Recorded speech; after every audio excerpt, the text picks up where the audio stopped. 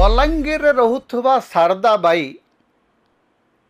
गत 35 वर्ष हेलाणी भारत रे रहउचंती।